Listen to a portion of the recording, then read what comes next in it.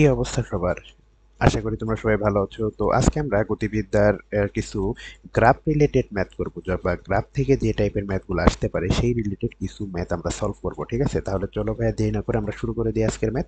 তো আজকের ম্যাথটা আমাদের কি বলছে যে দেখো, চিত্রে সরলরেখা বরাবর গতিশীল একটি কণার বেগ বনাম সময় লেখচিত্র দেখানো আছে। তো এইদিকে ভেলোসিটি, এদিকে সময় দেওয়া আছে। ঠিক আছে, 6 সেকেন্ডে অতিক্রান্ত দূরত্ব এবং 6 সেকেন্ডে কণার সরণ নির্ণয় করো। ঠিক আছে, এটা খুবই একটা মজার এবং ট্রিকি ম্যাথ। ঠিক আছে, জাস্ট একটা জায়গায় প্লাস মাইনাসের ডিফারেন্স, তাছাড়া এখানে আর কোনো ডিফারেন্সই নাই। ঠিক আছে, তাহলে চলো আমরা শুরু করি।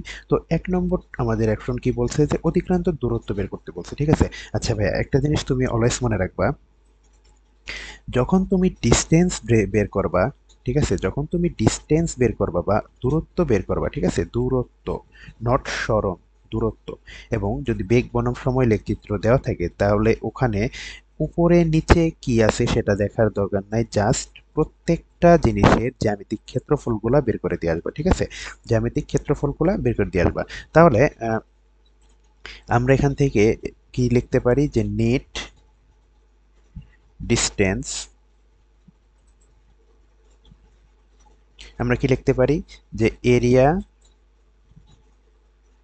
Of A plus B plus C plus D. ঠিক আছে, আমরা এই জিনিসটা এখানে করতে পারি। তো এখানে দেখো, যদি এর এরিয়া বের করতে চাই, এখানে এই পিক পয়েন্ট কত 4 আর এখানে কত 2। ঠিক আছে, তাহলে এখান থেকে আমরা কি লিখতে পারি, যে হাফ ইন্টু ভূমি কত 2, পিক পয়েন্ট হচ্ছে 4। ঠিক আছে, বি, বি কি দেখো তো, এখানে 2 থেকে 4, এখানে হচ্ছে 4, একটা আয়তক্ষেত্র, তার মানে এখানে আমরা কি লিখতে পারি, যে 2 ইন্টু 4। ঠিক আছে, আচ্ছা সি এরটা যদি আমরা বের করতে চাই, এটা কত এখানে, সি এরটা যদি আমি বের করতে চাই তাহলে এখানে কি লিখতে পারি, যে হাফ ইন্টু ভূমি কত, ভূমি হচ্ছে 1, এটা আসলে 5। ঠিক আছে, তাহলে এখানে আমি কি লিখতে পারি, 1 ইন্টু 4 প্লাস আলটিমেটলি নিচেরটার এরিয়া কত, নিচেরটার এরিয়া হচ্ছে হাফ ইন্টু 1 ইন্টু 4। ঠিক আছে, আচ্ছা দেখো, এখন এখন পুরাটুকুকে যদি আমি ক্যালকুলেশন করি তাহলে এখানে নিট এরিয়া কত দাঁড়াচ্ছে, 4 প্লাস 8 প্লাস 2 প্লাস 2, আলটিমেটলি এখানে কত দাঁড়াচ্ছে, যে 16 মিটার। ঠিক আছে, 16 মিটার। আচ্ছা, 2 নাম্বার, 2 নাম্বারে কি বলছে, যে কণার সরণ নির্ণয় করো। ঠিক আছে, বা এখানে আমরা কি লিখবো, যে নিট ডিসপ্লেসমেন্ট। ঠিক আছে, নিট ডিসপ্লেসমেন্ট। আচ্ছা, নিট ডিসপ্লেসমেন্ট বা সরণ বের করার ক্ষেত্রে আমরা এই দেখো, এই যে এটা কি এক্স এক্সিস, তার মানে এটা 0, এইদিকে কি পজিটিভ আর এইদিকে কি নেগেটিভ গ্রাফে।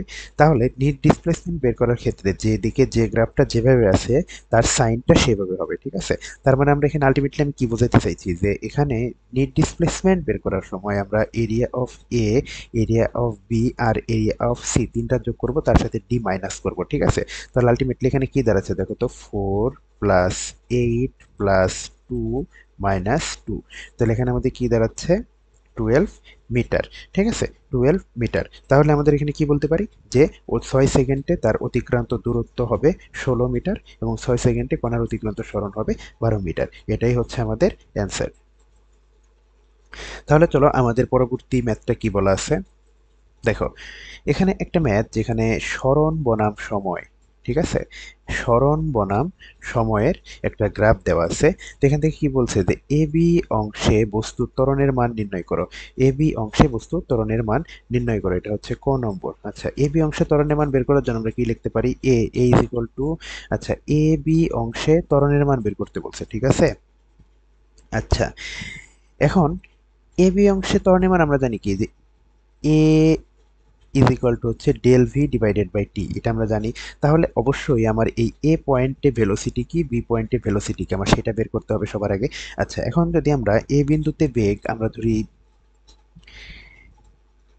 এট এ, এই এ পয়েন্টে আমরা যদি বেগ ধরি ইউ, ঠিক আছে, এই এ পয়েন্টে আমরা যদি বেগ ধরি ইউ, তাহলে ইউ আমরা কি লিখতে পারি, এস ডিভাইডেড বাই টি, এটা আমরা লিখতে পারি। তাহলে এখানে এস কত দেওয়া আছে, 3, আর সময় কত দেওয়া আছে, সেটাও 3। তাহলে এখানে 3/3, এটা কি হয়ে যাচ্ছে আমাদের 1 সেন্টিমিটার পার সেকেন্ড। ঠিক আছে, আচ্ছা এখন যদি আমরা লিখি এট বি, অ্যাট বি তে যদি আমরা ধরি V, V is equal two কি এস ডিভাইডেড বাই টি, তাহলে এখানে বি তে কত আছে 4, এটাও আছে কত 4, তাহলে আমরা কি লিখতে পারি 4 divided by 4 is equal to এখানেও কি আসতেছে আমার 1 সেন্টিমিটার পার সেকেন্ড। আচ্ছা, এখন আলটিমেটলি যদি আমরা এই দুইটা মান এখানে বসাই বা del v is equal to আমরা কি লিখতে পারি যে v minus u divided by t, এটা আমরা লিখতে পারি না? আচ্ছা, এখান থেকে যদি আমরা ভি এর মান বসাই 1, ইউ এর মান বসাইলাম 1, আর টি কত, এই বি অংশে টি হচ্ছে 1 সেকেন্ড, ঠিক আছে? তাহলে আলটিমেটলি এখানে কি দাঁড়াচ্ছে 0 মিটার পার সেকেন্ড স্কোয়ার। আচ্ছা, তাহলে আমরা কি বলতে পারি যে আলটিমেটলি এখানে এ বি অংশে কোনো ত্বরণই নেই, ঠিক আছে? এ বি অংশে বস্তুটির ত্বরণ হচ্ছে শূন্য। এ বি অংশে বস্তুর ত্বরণ হচ্ছে শূন্য। আচ্ছা, খ নম্বরে কি বলছে? খ নম্বর কি বলছে যে লেখচিত্রের বিসি রেখাটি সমবেগ না স্থির অবস্থা নির্দেশ করে, মানে এখানে বিসি রেখাটি সমবেগ না স্থির অবস্থা নির্দেশ করে, ঠিক আছে? আমরা কিন্তু অধিকাংশ ক্ষেত্রে জানি যে যদি এরকম এস এরকমই থাকে তাহলে এটা সমবেগ মাঝে মাঝে প্রকাশ করতে পারে, বা এটা মনে হয় যে সমবেগে, যখন কোনো বস্তু সমবেগে চলে তাহলে কিন্তু তার গ্রাফটা কিন্তু এরকম হয়, ঠিক আছে? এটা দেখে অনেকের কি সেই জিনিসটা মনে হইতে পারে, কিন্তু আসলে কিন্তু না। আমরা একটা গাণিতিক মাধ্যমে দেখবো যে আসলে এটা কি হচ্ছে এখানে, হ্যাঁ? আচ্ছা, বেগ বের করার জন্য ফর্মুলাটা কি? V is equal to s by t. আচ্ছা, বি থেকে সি পর্যন্ত আমার এস এর কি কোনো পরিবর্তন হয়েছে? বি তেও আমার কি 4, সি তে হচ্ছে 4। এখন বি তে যদি আমি ধরি x1, আর সি তে যদি আমি ধরি x2, তাহলে আমরা এখান থেকে কি লিখতে পারি যে x2 minus x1 divided by B থেকে সি এর সময়ের পার্থক্য কত? 4 থেকে 8, তার মানে কি 4 সেকেন্ড।